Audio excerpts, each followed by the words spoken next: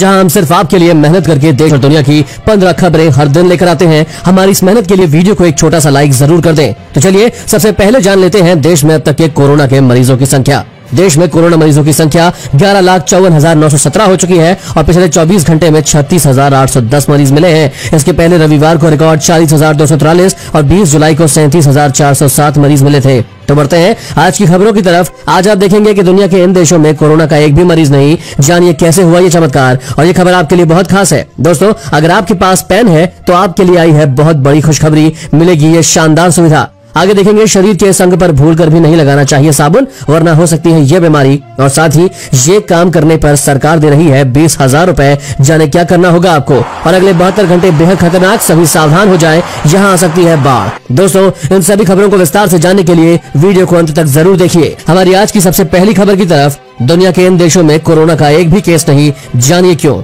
ऐसे वक्त में जब पूरी दुनिया पर कोरोना का कहर हावी है, ऐसे में कई देश ऐसे भी हैं जहां इसका एक भी केस सामने नहीं आया है। दोस्तों, इन देशों में सबसे पहला देश है किरिबाती। इस देश में चीनी बीमारी के ना फैलने का कारण है इसकी सीमा किसी भी देश से नहीं लगती है। किरिबाती एक द्वीप समूह है और देश की आबादी मुख्य रूप से समुद्री संसाधनों और पर्यटन पर निर्भर है। महामारी काल में लॉकडाउन के कारण जब सभी अर्थव्यवस्था बेहाल है, ऐसे में समुद्री रूट से आयात निर्यात भी काफी कम हो गया है और यही कारण है कि किरिबाती महामारी से मुक्त है। अगला देश है उत्तर कोरिया। उत्तर कोरिया में किम जोंग उन का शासन है और इस देश में कोरोना का एक भी केस दर्ज नहीं किया गया है। किम की तानाशाही शासन के कारण उत्तर कोरिया दुनिया के बाकी हिस्सों से कटा हुआ है और कोई भी सूचना बाहर नहीं आ पाती। उत्तर कोरिया से किसी और देश आने जाने वाले लोगों की तादाद भी नहीं के बराबर है, इसीलिए शायद वहां महामारी पहुंच भी नहीं पाई।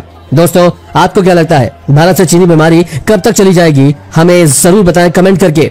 और अब जानिए पैन कार्ड धारक हुए खुशी से पागल, मिली शानदार सुविधा। दोस्तों, अब आपको पैन कार्ड से जुड़ी किसी भी काम को करने के लिए बाहर नहीं जाना होगा। अगर आपको अपने पैन कार्ड में कुछ भी बदलाव करना है तो घर बैठे ही ये काम आप आसानी से कर पाएंगे। पैन कार्ड से जुड़ी सभी समस्याओं का अब ट्विटर के जरिए भी हल होगा। जी हाँ दोस्तों, pan card holders pan card के लिए आवेदन देने के बाद भी अब तक डिलीवरी न होने, पैन कार्ड में नाम या एड्रेस चेंज कराने या फिर पैन कार्ड में किसी तरह के भी करेक्शन करवाने जैसे कोई भी काम आप ट्विटर के जरिए कर सकते हैं। तो बताएं, आपके लिए ये बेहद अच्छी बात है ना।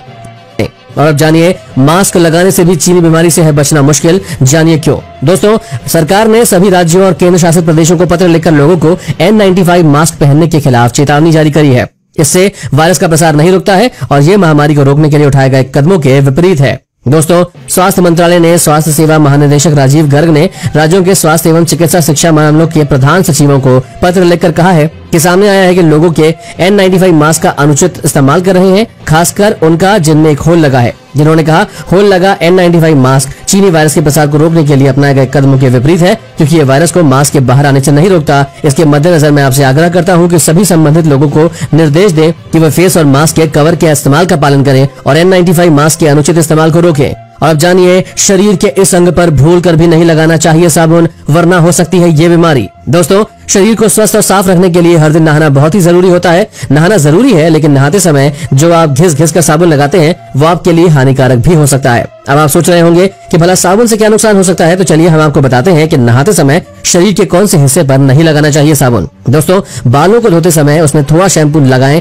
ना कि साबुन। बाल बहुत ही मुलायम होते हैं और साबुन में मिले केमिकल्स इन्हें खराब कर देते हैं। आपके बाल टूटने लगते हैं और इतना ही नहीं, कुछ लोगों के तो बाल बहुत ही ज्यादा ड्राई हो जाते हैं। और साथ ही साथ अपनी गुप्त जगह पर भी साबुन का इस्तेमाल ना करें जब भी नहाएं। इस बात का ध्यान रखें ताकि आपको कोई नुकसान ना हो। दोस्तों, आप हफ्ते में कितने दिन नहाते हैं? अपना जवाब हमें नीचे कमेंट में लिखकर जरूर बताएं। दोस्तों, उससे पहले जानिए अमेरिका समेत इन देशों को चीन ने दी है धमकी, कहा अब किसी को नहीं छोड़ेंगे। हांगकांग में राष्ट्रीय सुरक्षा कानून का विरोध कर रहे न्यूजीलैंड को चीनी राजदूत वू शी ने साफ शब्दों में चेतावनी देते हुए कहा है कि चीन और न्यूजीलैंड के रिश्ते तभी अच्छे हो सकते हैं यदि वो चीन की अंदरूनी राजनीति और अंदरूनी मामलों में दखल देना बंद कर दे।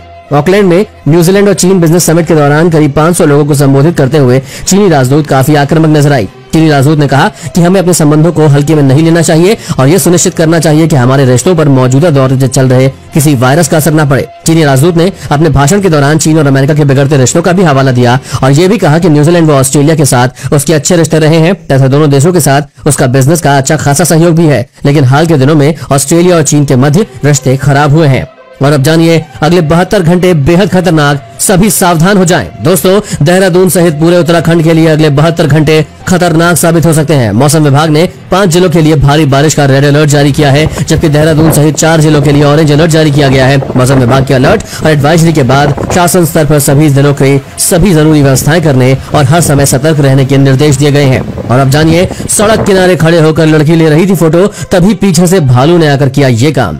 दोस्तों, कई बार जब हम मस्ती कर रहे होते हैं तो हादसे या फिर कोई ऐसी घटना घट जाती है जिसे हम उम्र भर भूल नहीं सकते, और ऐसा ही कुछ हुआ एक लड़की के साथ जब वो सड़क किनारे खड़े होकर सेल्फी ले रही थी। इस घटना का वीडियो इन दिनों सोशल मीडिया पर तेजी से वायरल हो रहा है, जिसमें 2 लड़कियों को सेल्फी लेते हुए देखा जा सकता है, और इस दौरान ऐसा हुआ कि जिसका उन्हें अंदाजा भी नहीं था। दरअसल जब लड़कियां सेल्फी ले रही थी तभी वहां काले रंग का एक भालू आ जाता है और एक लड़की के पास खड़ा हो जाता है। पहले वो लड़की को सूंघने लगता है और फिर जब लड़की सेल्फी लेती है तो वो साथ में पोज देने लगता है। यही नहीं, जब लड़की सेल्फी ले लेती है तो वो लड़की का निरीक्षण करने के बाद जमीन पर गिर जाता है और दूर भी नहीं जाता है। हैरानी की बात तो ये भी है कि भालू सेल्फी ले रही लड़की के पैर को अपने दांत से काटने की कोशिश भी करता है। इस वीडियो को NBA के पूर्व खिलाड़ी रेक्स चैपमैन ने अपने ट्विटर हैंडल से शेयर किया था। और अब जानिए दोस्तों, चीनी बीमारी से संक्रमित निकली पत्नी तो पति ने पहचानने से ही कर दिया इनकार। देखिए पूरा मामला। दोस्तों, लखनऊ से एक ऐसी घटना सामने आई है जिसे जानकर आसपास के लोग हैरान रह गए हैं। यहाँ एक पत्नी के कोरोना वायरस पॉजिटिव निकलने के बाद पति ने उससे पहचानने से ही इनकार कर दिया।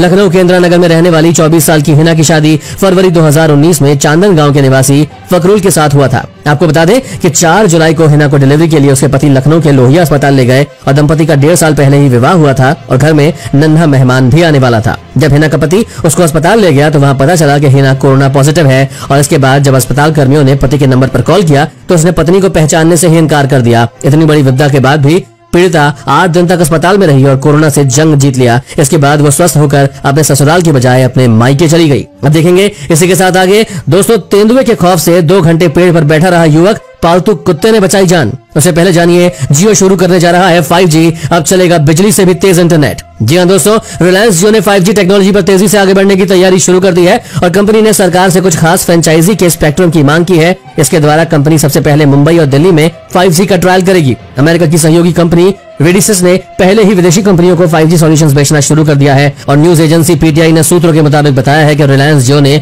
दिल्ली और मुंबई में 5G के ट्रायल के लिए दूरसंचार विभाग से 17 जुलाई को स्पेक्ट्रम्स के लिए अनुरोध किया था। सूत्रों के मुताबिक जियो का कहना है कि अमेरिका, दक्षिण कोरिया, जापान, कनाडा और ब्रिटेन जैसे देशों में हाई फ्रीक्वेंसी का इस्तेमाल किया जा रहा है। कंपनी चाहती है कि भारत को भी आत्मनिर्भर बनाने के लिए इन बैंडों में ट्रायल शुरू किया जाना चाहिए। और अब जानिए, अगर ये करके दिखा दिया तो यूपी पुलिस देने वाली है 20,000 रुपए।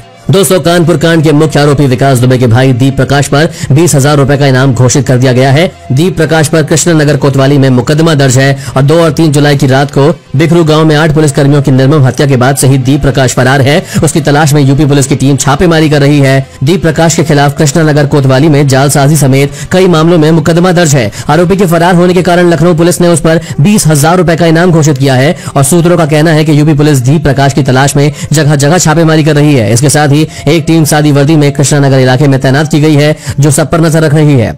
और अब जानिए, तेंदुए के खौफ से 2 घंटे पेड़ पर बैठा रहा युवक, पालतू कुत्ते ने बचाई जान। दोस्तों, इंदौर जिले के जंगलों में अजय सिंह डाबर अपने मवेशी चराने गया हुआ था कि अचानक उसके सामने तेंदुआ आ गया। जान बचाने के लिए अजय तत्काल पेड़ पर चढ़ गया। इसी बीच उसके मवेशी भी जान बचाकर भाग गए, लेकिन अजय का वफादार कुत्ता पेड़ के नीचे ही मालिक की जान बचाने के लिए खड़ा रहा, जिसका शिकार तेंदुए ने कर लिया। अजय ने तेंदुए की ये सारी गतिविधि मोबाइल में रिकॉर्ड की, लेकिन वो अपने पालतू कुत्ते को बचाने की हिम्मत नहीं जुटा सका। तेंदुए के पेड़ के नीचे खड़े होने के बावजूद अजय ने हिम्मत नहीं हारी। वो तकरीबन 2 घंटे तक पेड़ पर चढ़ा रहा। ये खबर गांव में फैलते ही गांव वाले इकट्ठा होकर जंगल पहुंचे और अजय सिंह को पेड़ से उतार कर वापस ले आए। और अब आगे देखेंगे दोस्तों, चीन के खिलाफ भारत ने जो किया, अब पाकिस्तान भी वही करने की तैयारी में है। उससे पहले जानिए, अब देश में सिर्फ 5 ही बैंक सरकारी, बाकी सब बैंकों के साथ सरकार करने जा रही है ये काम। दोस्तों, केंद्र सरकार देश के आधे से ज्यादा सरकारी बैंकों की निजीकरण की योजना बना रही है और रिपोर्ट के अनुसार सरकार की योजना आने वाले समय में देश में केवल 5 सरकारी बैंक रखने की है। बैंकिंग इंडस्ट्री की हालत सुधारने के लिए निजीकरण का फैसला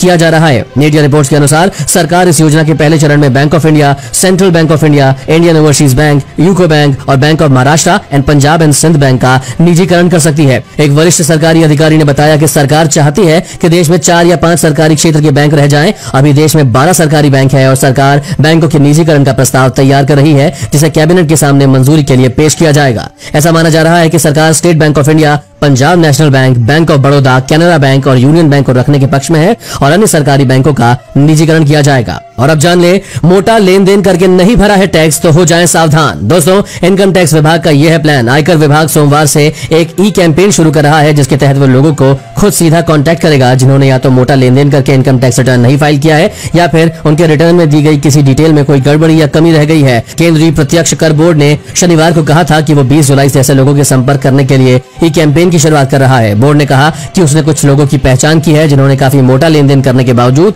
वित्त वर्ष 2019 और 20 के लिए रिटर्न दाखिल नहीं किया है या उनके रिटर्न में खामियां हैं। बता दें कि असेसमेंट ईयर 2019-20 के लिए आईटी रिटर्न फाइल करने और संशोधित करने की आखिरी तारीख 31 जुलाई 2020 है। दोस्तों, आपको क्या लगता है, हमें टैक्स भरना चाहिए?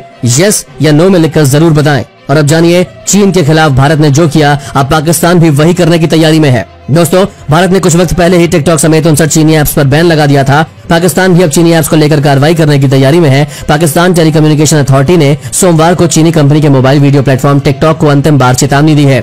इसके अलावा पाकिस्तान ने अश्लील कंटेंट और नकारात्मक असर की शिकायतों को लेकर लाइव स्ट्रीमिंग ऐप बीगो को ब्लॉक कर दिया है। सोमवार को जारी की गई प्रेस रिलीज में पीटीए ने कहा है कि सोशल मीडिया ऐप्स खासकर टिकटॉक और बीगो पर अश्लील सामग्री को लेकर उसे कई शिकायतें मिली है। इससे पहले पाकिस्तान की नियामक संस्था पीटीए ने ऑनलाइन बैटल गेम पबजी पर अस्थायी तौर पर बैन लगा दिया था। पबजी के एडिक्शन और लोगों की सेहत पर बुरे असर को देखते हुए इस पर बैन लगाया गया था। और इसी के साथ आगे देखेंगे दोस्तों, इस देश के अरबपतियों ने 3 महीने पहले ही लगवा लिया कोरोना का टीका, दुनिया अभी भी कर रही है इंतजार।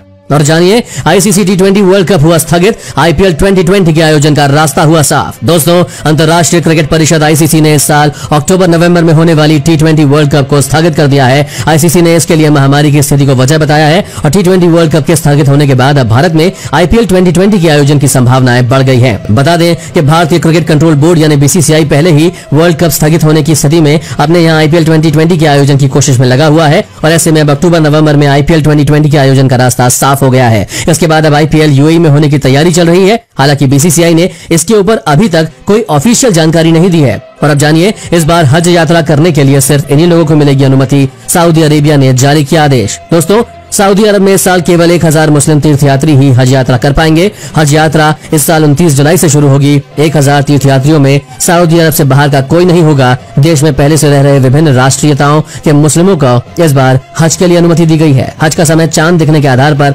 निर्धारित किया जाएगा। पिछले महीने सऊदी अरब ने बहुत सीमित लोगों के साथ हज यात्रा शुरू करने के लिए कहा था। एक न्यूज एजेंसी के मुताबिक अरब गल्फ राज्यों में सबसे ज्यादा मामले सऊदी अरब में सामने आए हैं और सऊदी में अब तक 2,53,349 कोरोना केसेस की पुष्टि हुई है, जिसमें से 2,523 लोगों की मौत हुई है। और अब जानिए दोस्तों, इस देश के अरबपतियों ने 3 महीने पहले ही लगवा लिया कोरोना का टीका, दुनिया अभी भी कर रही है इंतजार। दोस्तों, विश्व में महामारी की वैक्सीन के लिए जद्दोजहद जारी है और अभी तक 6 लाख लोगों की जान ले चुके चीनी बीमारी से विश्व के 196 देश मुसीबत में है। और इसी बीच रूस ने दावा किया है कि उसने महामारी की वैक्सीन का मनुष्यों पर ट्रायल पूरा कर लिया है। रूस की इस वैक्सीन को लेकर अब एक बड़ा खुलासा हुआ है। रूस के अरबपतियों ने अप्रैल महीने में ही इस महामारी का टीका लगवा लिया था।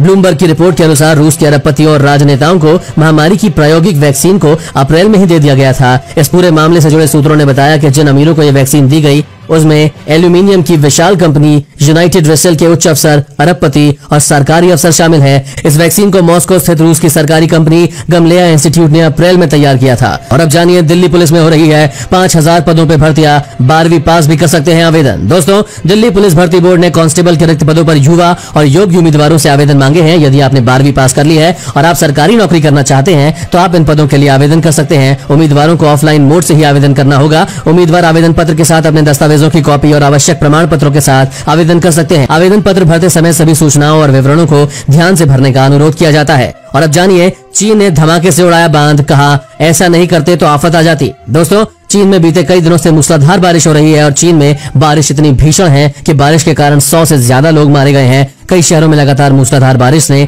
चीन की नदियों के जल स्तर को बाढ़ के संकट तक बढ़ा दिया है और चीन ने नदी के बेसिन से बाढ़ के बाद आए दबाव को कम करने के लिए एक बांध को धमाके से उड़ा दिया। चीनी राज्य मीडिया चैनल सीसीटीवी के एक रिपोर्ट के अनुसार यांगजी नदी की सहायक नदी चूही नदी पर बने एक शक्तिशाली बांध को धमाके से उड़ा दिया गया और बारिश के कारण नदी में बढ़े बाढ़ के दबाव को कम करने के लिए ऐसा कदम उठाया गया। दोस्तों, आज की खबरों में बस इतना ही।